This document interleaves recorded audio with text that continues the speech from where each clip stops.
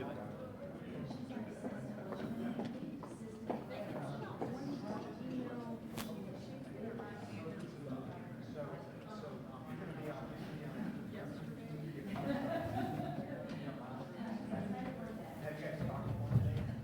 least you got somebody who's smart and good work. Yeah. I haven't gotten that. Well, they originally because I started having an issue where the screen would go trouble and then it would go live. Suddenly I didn't have some of those buttons. I would like my screen would change. And I was like, try restarting my phone, deleting the app, reinstalling all that stuff. Once I figured out I hope fix so. that, but now I'm like, I just need you to. I've written multiple emails to the help desk about horizontal. So every time I stream 4Newscast, I have to delete the app, reload it. The first time only, it'll take horizontal. If I go back to it, close that window, reload it, it'll pull the horizontal window. You know, like this. I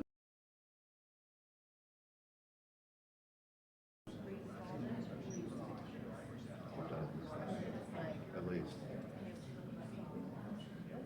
Yes, sir. Let me take a crack at it one time. We have time for it. Because like what I'll do is the first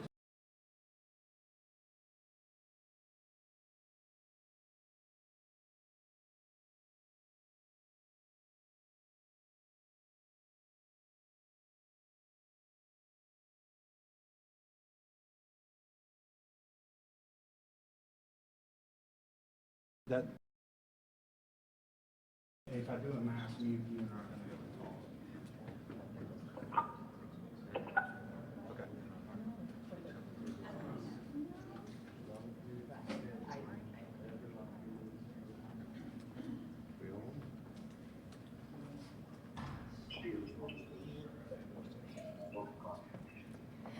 Good morning, or good afternoon, everyone. I've been working hard. Good afternoon, everyone.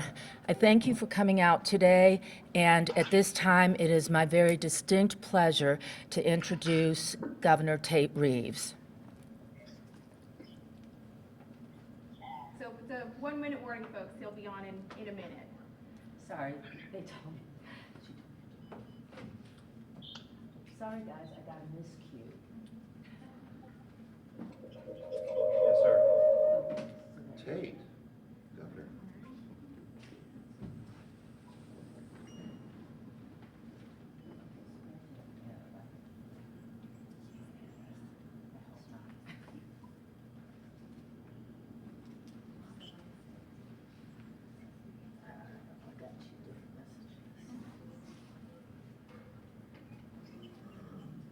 Try me.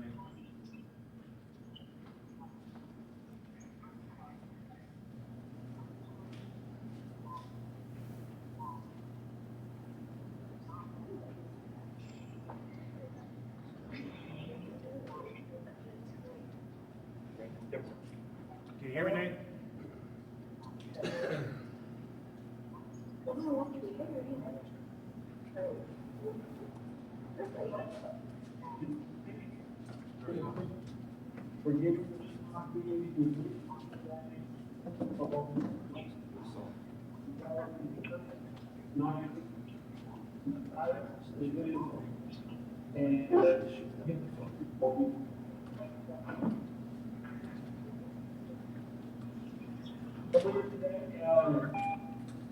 Our movement led by Dr. John, but this is your to coordinate as we do each and every day. Beyond that, I also have a special Vice President King, many of our nation's leaders. And this is an idea of what's going on. Nationally, education and responsibility is ordered. There's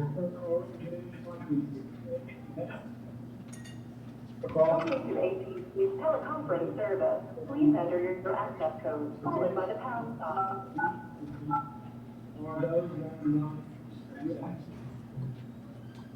Mississippi, we have the president of state To join the conference as the host, press star. Otherwise, press pound. emergency that are responding. Or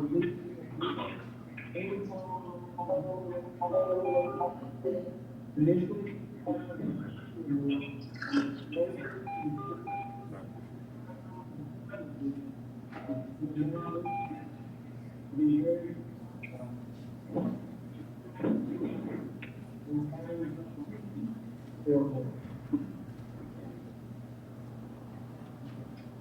today,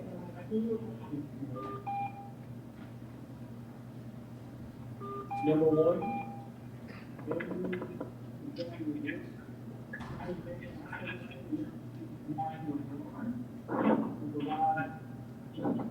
for y'all can anybody hear anything? I can't hear anything. I can't. I just speak on the listen.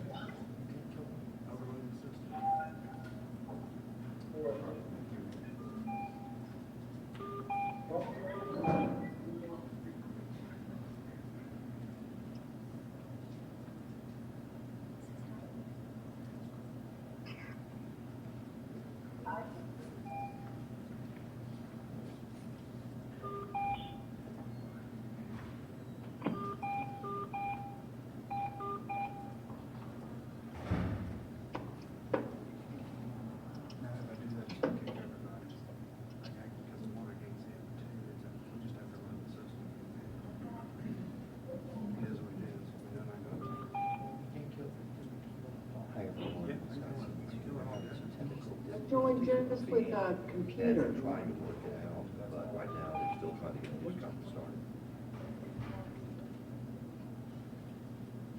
Hey, sir, I'm sorry. I apologize. Too many people overload the system. So I can kill it completely. I did it just with computer. I know, it looks like he's looking at you all the time. There's too many people on Zoom going in and out, and they didn't. Thank you. All right. Hey, good afternoon. If we can turn that all the way down, I don't know. Yeah, let's give it a second. We're having some technical difficulties, so we're going to take a break, and we'll get back to that in a second.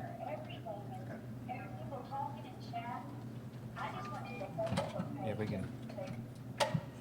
There we go. All right, fantastic. Hey, good afternoon. Thank you all for being here. We'll get you additional information. So for today's update, we want to make a couple of announcements. So today, the Department of Health is reporting 2 new cases of COVID-19. The new cases are in Pearl River County and in Monroe County. Pearl River County now has a total of 2 cases. One of the previous Pearl River County was actually Hancock, so there's a Hancock County case now as well from over the weekend.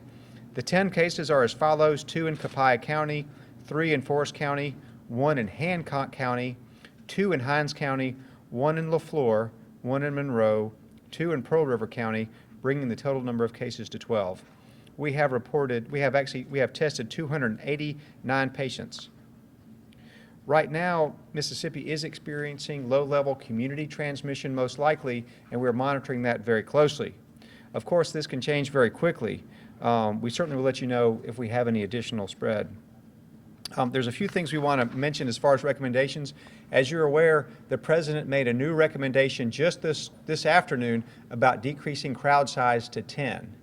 So right now, it's recommended that people not congregate in crowds of more than 10 people. And for those who are over 65 or have chronic medical conditions, it's especially important for them to avoid crowds given the susceptibility to severe outcomes. At this time, we are not making recommendations to close bars or restaurants. Certainly is under additional consideration, but making no such recommendation. And schools and businesses will have to continue monitoring with their same considerations. At present, schools are closed through the rest of this week. Additional considerations are being made. We're consulting closely with the governor's office for them to make an informed decision. But at this time, there's been no decision made to extend school closures past this week. In regards to the labs, the lab is getting our results out in 24 hours or less, and we are running samples every day of the week, including weekends, and accepting samples every day of the week. We hope to have the latest test results posted every morning on the Department of Health website and through our app and social media. As far as additional recommendations, we are urging and recommending that clinics cancel unnecessary or non-essential clinic visits. So from an outpatient basis, recommending if it's not an absolute necessity for someone to come into the medical environment, to delay that for a future date. We're also strongly recommending that facilities such as surgery centers and hospitals delay elective surgeries. Obviously, people are going to need urgent medical care. We need to focus on those individuals, but elective procedures need to be delayed at this time. The State Department of Health is collecting samples from providers to send them to the State Department of Health for testing, but please let the public know that you cannot come to the county health department to get tested for COVID-19. You need to see your physician, your provider, to get assessed. As we mentioned before, there were 289 tests. 12 of those were positive for COVID-19. The rest of them had something else. Most of the respiratory illness out there in the community is not COVID-19, and people need appropriate medical care. In the future, we are working with different partners throughout the community, different clinical entities and hospitals to support fast-track clinics in different locations. So we encourage people in the community to look for locations where people can seek rapid and efficient testing and assessment for respiratory infections and COVID-19 such that we can meet their needs in a more efficient manner. So we know that's been an issue where people are wanting to go get assessed and tested, and that's something we're going to have increased availability for. So we are working closely with MEMA and National Guard partners looking at options for even doing pod sites where we can do rapid throughput testing to augment the needs where they're not met by the clinical community. Just as a reminder, it's important to maintain our core principles of prevention, social distancing where we can, and also to maintaining strict hand hygiene. But also, most importantly, is please, if you're ill and you're not feeling well, have fever, please don't go to work. Stay home and protect your coworkers. And at school or any other environment, please stay away if you're ill. And that's all that I have at this time. And I don't know, are we going to go to questions, or do we want to swing back to see what the governor's got going on? We're good? Okay, great. Very good. I have a couple of questions. The Medical Licensure Board yesterday fast-tracked telemedicine. How can that work? Some facilities are not set up for the visual teleconferencing. I assume that's what you mean by getting them to go through those clinics. Well, it could be one of different things. There's a lot of different models that people have looked at. Now, as far as the telehealth changes that were implemented by Board of Medical Licensure, mostly what it does is well, there's several things, but one of the things it allows out-of-state physicians. So like if you had a doctor in Ochsner, it would allow them to access you now at home and not have to go through licensure requirements. So basically, it eases patients' access to their physicians using telehealth. Now, it doesn't advance the access to telehealth technology. Different clinics have, like UMC obviously has advanced capabilities, and they'll be able to assess people at the home using mobile technology, which is the main thing we're talking about, so people can get assessments at their home. But some of the models for the fast-track clinics, it may well be anything from using telehealth to do triage and see if you can meet the needs through the phone. And if they need to come in either to like a normal traditional clinical setting where they actually have people who are equipped with the proper protective equipment and the proper throughputs to minimize exposure and make sure that testing can be accomplished efficiently if necessary, and then they can get the people taken care of in a systematic way. Other things that are being entertained in the clinical environment is actually having drive-through medical clinics. Now, these aren't drive-through screenings where people can just come. Only people who need to be tested are people who are ill. But that would be basically accomplishing clinical care and diagnostics in a drive-through clinic setting. But these are some of the things that are coming. We don't have full view of where all these are. We're collecting the information right now, and we'll try to share it with the public as soon as we have that visibility.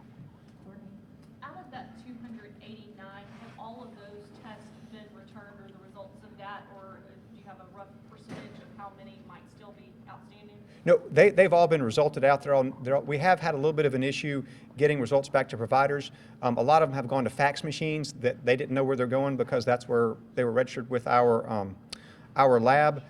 The other issue has been we have a web portal where everybody can look up results, and there's been a little bit of misunderstanding on the part of how do you access that, so we're working through those problems. We have been obviously working the positives very aggressively and try to work out systems where the negatives can get there just as fast as the positives do. And what's the processing number per day? Remind us of that. Well, we can do up to almost 200 a day. It just varies.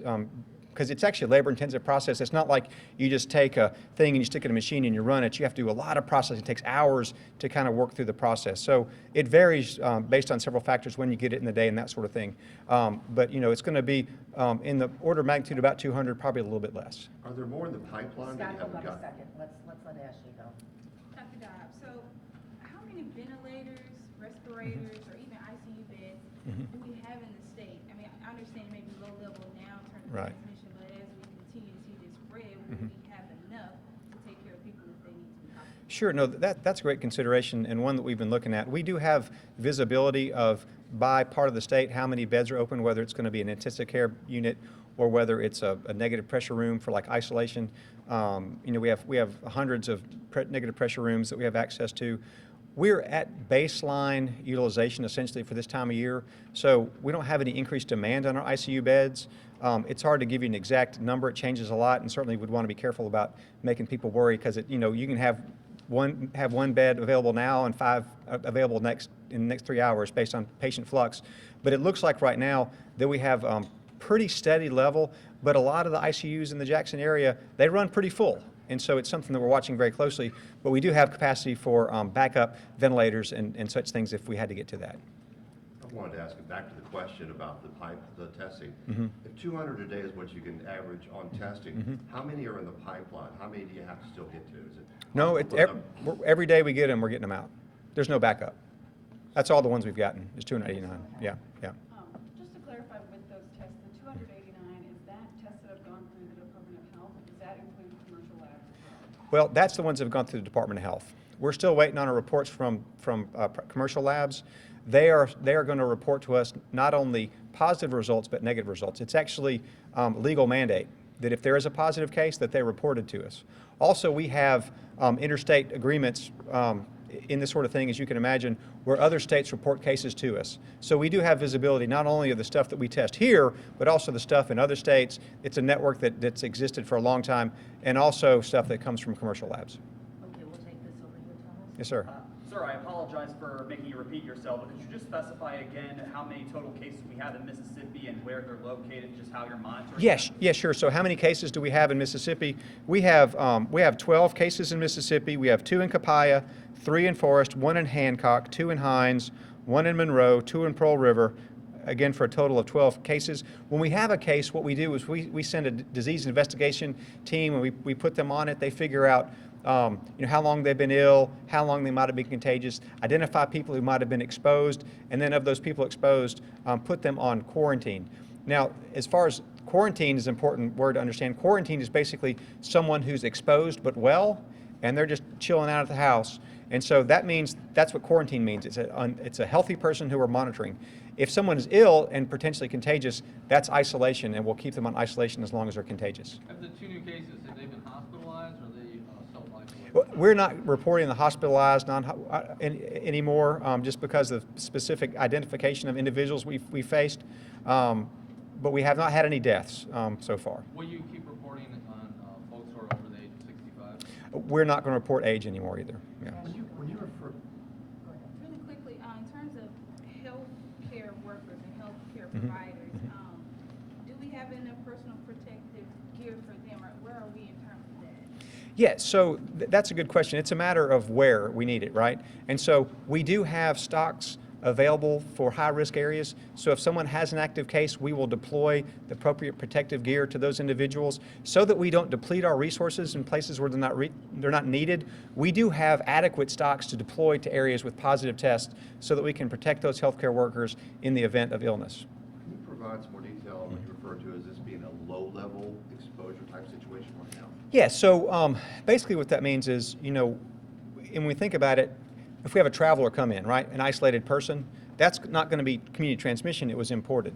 But some of these cases do not have clear identified risk of getting it from, like traveling from Europe or somewhere else, so we think they probably caught it from somewhere else in the community. Thomas, would you give this gentleman? Yes, sir, yes, sir. Robert Jackson, State Senate. What's your advice to our state legislature in regards to this contagious virus? We have 174 members coming from all over the state of Yeah. Mississippi. What's your advice to the state legislature in regards to You know, they've been very engaging with this. You know, they did look at limiting visitors, right, so that there's not so many groups of people in there to protect not only themselves but also the public, you know, from getting together. You know, the recommendations for groups doesn't really apply to places of work and schools necessarily, and certainly even within a business you don't want to congregate too much. That's something that they're discussing, and certainly I wouldn't want to speak for them. But I know they're very engaged in the conversation. Yes, sir. Could you talk a little more about the drive-by clinic, drive-by testing possibility? How close again are we to having that? So the questions about drive-by clinics, those are already in the works from private clinics, right? So they're wanting to put those together, and they're operating to some degree these fast-track clinics now. I don't have clarity on exactly the process in which areas, but it's been a practice we've been encouraging. We're working diligently to get a full and complete list of what's available where.